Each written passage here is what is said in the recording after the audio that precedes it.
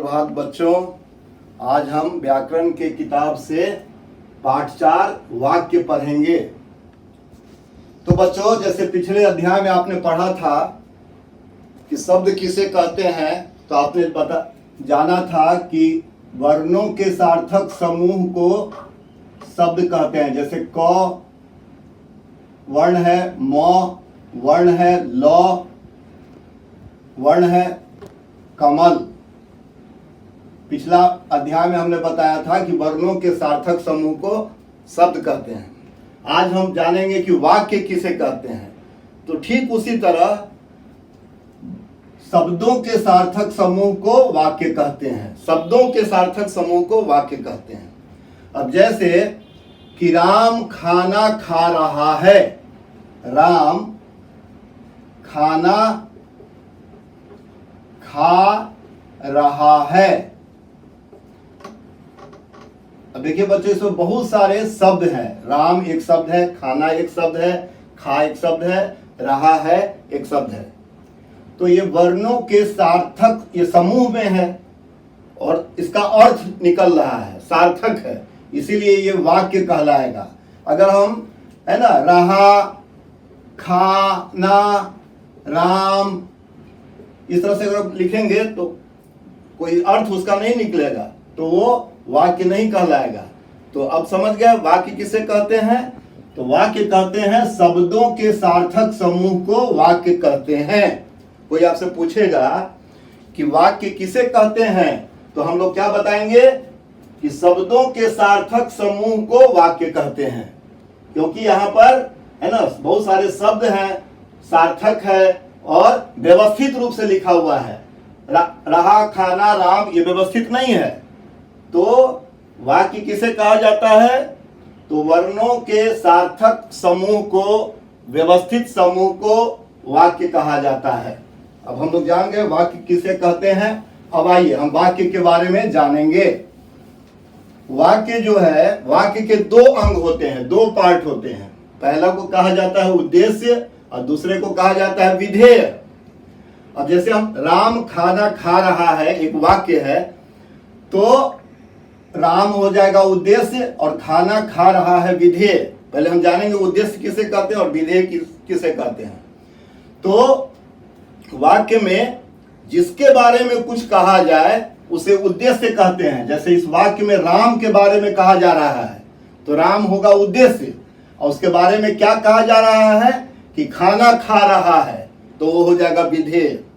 जैसे राम बाजार जाता है, तो उसमें क्या होगा उद्देश्य, राम के बारे में बताया जा रहा है, तो राम हो जाएगा उद्देश्य, और उसके बारे में बताया जा रहा है कि बाजार जाता है, तो हो जाएगा विधेय। तो आप लोग को ये समझ में आ गया। अगर कोई प्रश्न पूछेगा कि इस बताइए कि उद्देश्य क्या है, विधेय क्या है, और अलग अलग करके लिखो, तो आप बता देंगे कि राम उद्देश्य होगा और विधेय खाना खा रहा है। तो वाक्य के दो अंग उद्देश्य और विधेय हम लोग जान गए। अब आइए वाक्य के बारे में। वाक्य को हम लोग दो भाग में बांटते हैं, एक है अर्थ के आधार पर और दूसरा है रचना के आधार पर। तो सबसे पहले हम लोग अर्थ के आधार पर, उसका अर्थ क्या निकलता है, अर्थ के आधार पर जानेंगे। तो अर्थ के आधार पर इसके 8 भेद होते हैं। एक बार हम नाम पढ़ते हैं, आप लोग ध्यान से सुनिए। अर्थ के आधार पर 8 भेद कौन कौन होते हैं, तो विधानवाचक वाक्य, निषेधवाचक वाक्य, प्रश्नवाचक वाक्य, आज्ञावाचक वाक्य, इच्छावाचक वाक्य, संदेहवाचक वाक्य, संकेतवाचक वाक्य और विस्मयादिवाचक वाक्य। तो ये 8 प्रकार के होते हैं। अब 8 के बारे में बताएंगे कि किसे हम लोग कहते हैं विधानवाचक, किसे कहते हैं निषेधवाचक, किसे कहते हैं प्रश्नवाचक। तो सबसे पहले विधानवाचक के बारे में, किसी के बारे में अगर कुछ कहा जाता है तो उसे हम लोग विधानवाचक कहते हैं। जैसे पृथ्वी गोल है, पृथ्वी के बारे में बताया जा रहा है कि ये गोल है, तो उसको हम विधानवाचक कहेंगे। फिर से विधानवाचक किसे कहेंगे, अगर किसी के बारे में, किसी व्यक्ति वस्तु के बारे में कुछ कहा जाए तो उसे हम लोग विधानवाचक कहेंगे। तो यहाँ पृथ्वी के बारे में बताया जा रहा है कि पृथ्वी गोल है, किसी के बारे में बताया जा रहा है, इसलिए विधानवाचक है। दूसरा है निषेधवाचक, नाम से ही है निषेध, मना करना। तो निषेधवाचक में नहीं होना बहुत जरूरी है, मना किया जा रहा है। कि मैं खेल नहीं सकता, या नहीं के साथ साथ मत, मत का मतलब भी होता है नहीं, फूल मत तोड़ो, मना किया जाता है, तो इसीलिए निषेधवाचक इसका नाम है। तो हम जिस वाक्य में देखेंगे कि नहीं लिखा हुआ है, वाक्यों में नहीं हो, मत हो, उसे हम लोग निषेधवाचक वाक्य कहेंगे। किसी काम के लिए मना किया जाता है, जैसे मैं खेल नहीं सकता, मना कर रहा है, फूल मत तोड़ो, मना किया जा रहा है, तो उसे हम लोग निषेधवाचक वाक्य कहेंगे। उसके बाद आता है तीसरा प्रश्नवाचक। तो प्रश्नवाचक वाक्य किसे कहेंगे? तो जिससे प्रश्न पूछने का पता चले, जिस वाक्य में कोई प्रश्न पूछने का पता चले उसे प्रश्नवाचक वाक्य कहेंगे। जैसे तुम्हारा नाम क्या है ना, ये प्रश्न पूछने का पता चल रहा है। तुम कहाँ गए थे, तो ये प्रश्न पूछने का पता चलता है, उसे हम लोग प्रश्नवाचक वाक्य कहेंगे। उसके बाद होता है आज्ञावाचक वाक्य। आज्ञावाचक वाक्य किसे कहेंगे? कि जिसमें हम आदेश देते हैं कि तुम बैठकर पढ़ो, तुम बैठकर पढ़ो, यह आज्ञावाचक है। मेरे लिए पानी लाओ, तो यह आज्ञावाचक वाक्य है। उसके बाद होता है इच्छावाचक वाक्य, मतलब कोई आदमी किसी के लिए इच्छा कर रहा हो तो उसको हम लोग इच्छावाचक वाक्य कहेंगे। जैसे भगवान तुम्हें लंबी उम्र दे, उसकी इच्छा है कि तुम्हारी लंबी उम्र हो, तो उसे इच्छावाचक वाक्य कहेंगे। उसके बाद होता है संदेहवाचक वाक्य, जिसमें डाउट हो, संदेह हो, शायद आज बारिश हो, बारिश हो भी सकती है, नहीं भी हो सकती है, तो अगर जिसमें संदेह लगा हुआ हो, इसीलिए उसको संदेहवाचक वाक्य कहते हैं। उसके बाद आता है संकेतवाचक वाक्य। संकेतवाचक वाक्य में क्या है कि किसी काम की सफलता या असफलता दूसरे काम पर निर्भर करती है। जैसे यदि वर्षा होगी तो फसल अच्छी होगी, तुम अच्छे से पढ़ाई करोगे तो निश्चित ही सफल हो जाओगे, तो उसे हम लोग संकेतवाचक वाक्य कहते हैं। उसके बाद आता है विस्मयादिवाचक वाक्य। विस्मयादिवाचक वाक्य में हर्ष, शोक, आश्चर्य वाली वाक्य जो होंगे उसे हम लोग विस्मयादिवाचक वाक्य कहेंगे। जैसे अरे तुम कब आए, अरे आश्चर्य है ना, वाह तुमने जीत लिया, हर्ष है, तो इसीलिए हम उसके कहेंगे विस्मयादिवाचक वाक्य। अब आते हैं कि रचना के अनुसार वाक्य का जो हम बनाते हैं वो रचना के अनुसार किस प्रकार होता है।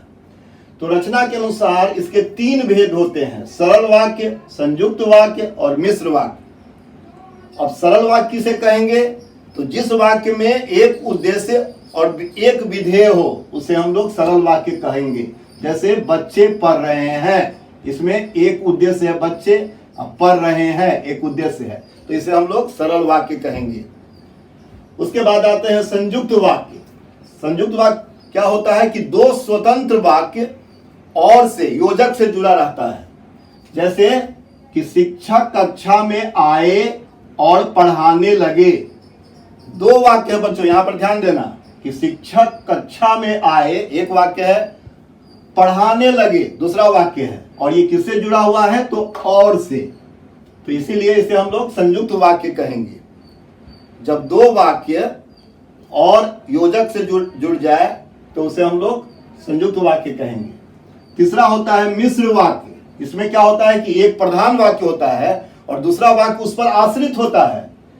जैसे कि मैंने सुना है कि रोहन घर पहुंच गया है, तो मैंने सुना है ये प्रधान वाक्य है और रोहन घर पहुंच गया है उस पर आश्रित वाक्य है, तो इसीलिए उसे हम लोग मिश्र वाक्य कहेंगे। ये बच्चों अब इस पाठ के प्रश्नों के उत्तर पर हम लोग विचार करेंगे।